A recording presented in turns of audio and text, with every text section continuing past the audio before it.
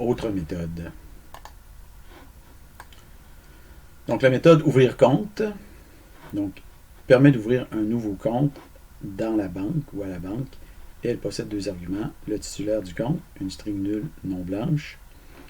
Si jamais ce n'est pas le cas, vous levez un argument exception avec le message nul ou blanc. Et une mise de fonds initiale qui est 0 par défaut, sinon qui est positive.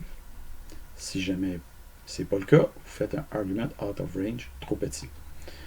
La méthode retourne le nouveau compte qui a été ouvert et notez que le compte en question doit être aussi évidemment ajouté à la liste des comptes de la banque et recevoir le bon numéro de compte. Ça vaut 1,5 point. Ensuite de ça, vous avez une méthode détruire compte. Donc la méthode détruire compte reçoit en argument le numéro du compte qui doit être détruit et retourne le compte en question suite à sa destruction, c'est-à-dire son retrait de la liste des comptes. Rappelons qu'en C# et dans les langages avec une gestion automatique des allocations mémoire, alias Garbage Collector, aucun objet ne peut être explicitement détruit, donc ici on fait simplement retirer le compte de la liste. Si aucun compte n'existe qui possède le numéro spécifié, vous levez un argument exception avec le message compte inexistant. Si jamais le compte n'est pas fermé, parce que le compte doit être fermé pour qu'on puisse le détruire, donc s'il n'est pas fermé, vous faites un invalid operation avec comme message pas fermé. Finalement, vous avez une méthode verser intérêt qui permet de verser des intérêts dans tous les comptes de la banque qui le nécessitent. Donc, le premier argument, c'est le taux d'intérêt à utiliser en pourcentage. Pour ça, vous pouvez aller voir la méthode correspondante dans compte 3. Si jamais le pourcentage est inconvenant, on peut lever un argument out of range pour dire qu'il est trop petit.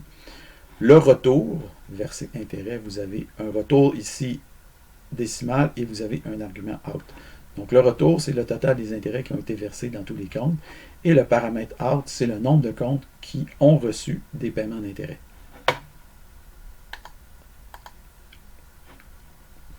Donc, une fois que vous avez fait ça, vous pouvez, disons, constater que les tests subséquents, à partir de T3 jusqu'à T5E, vont passer ou devraient passer. Donc, vous faites votre saisie ici avec ce qui va comprendre vos initiales et possiblement tous les tests ici là, au complet de banque. Vous avez les points ici attribuables à chacun de ces tests-là. Donc, en résumé, on a ajouté des méthodes pour ouvrir un nouveau compte, pour détruire un compte et pour verser des intérêts. Donc, ça termine le codage de la classe. Faites un commit and push.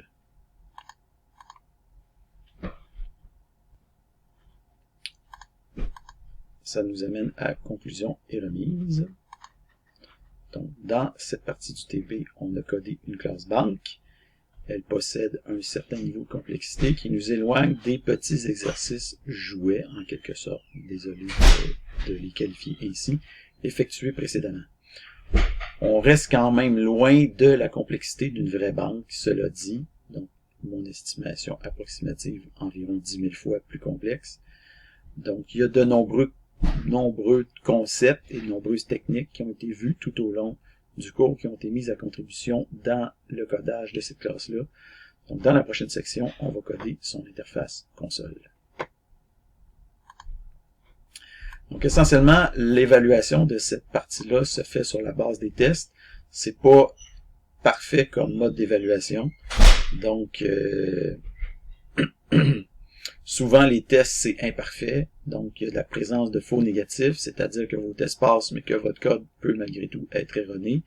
Il y a présence de faux positifs, c'est-à-dire que votre code est bon, mais que le test fait appel à une autre partie du code testé antérieurement qui elle n'est pas bonne, ce qui fait planter le test.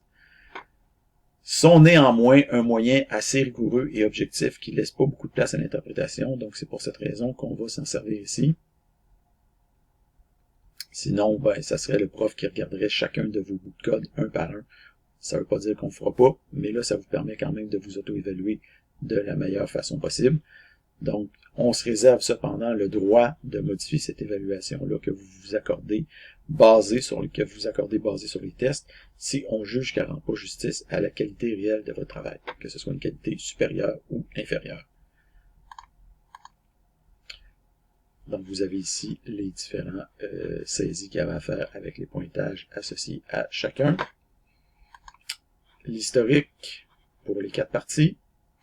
Et finalement, votre grille de pointage que vous pouvez remplir, incluant le bonus. Vous pouvez mettre un point pour donner un total sur 10 avec un supplément potentiel de 1,5.